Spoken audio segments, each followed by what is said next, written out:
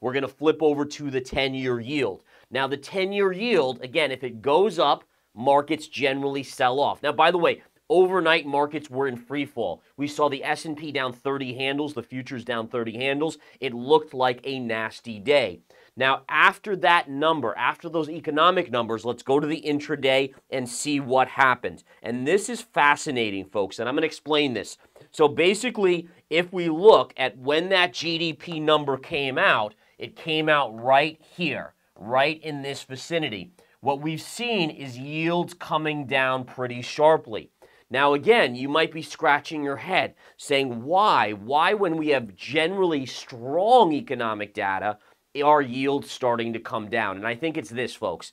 The markets are realizing that this is as good as it gets. So if that's your top of the line number, if that's the greatest numbers that you're getting, and we're starting to see a crack on unemployment claims. Unemployment claims had been trending down, even below 200,000. Now they're beginning to trend up. The market is telling you, it's forward thinking. It's saying, okay, these numbers that we got today, they're as good as we get. Now expect them to fade going forward. And yields are now anticipating that fade.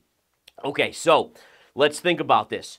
Going to the earnings announcements, and we're going to cover a bunch of earnings in just 1 minute and what the charts are telling us. We talked yesterday about Microsoft. We talked about Google. We talked about various other ones.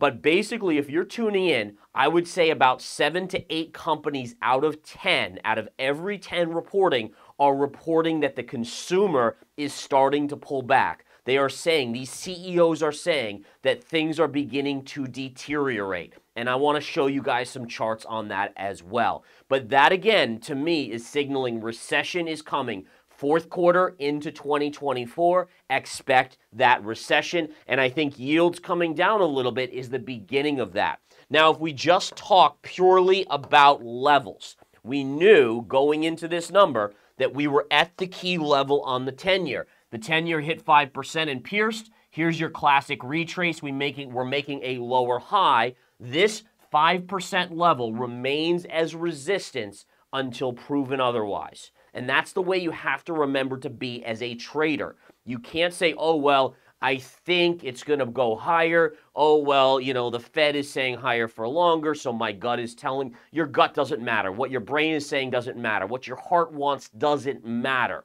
It's what the levels are. And this is how you have to think as a trader. You have to shut off every emotion within your brain, within your heart, and you have to say, what is the chart saying? That's all that matters. The chart is saying resistance, so until it gets above that level, this is resistance. It's just the way it is.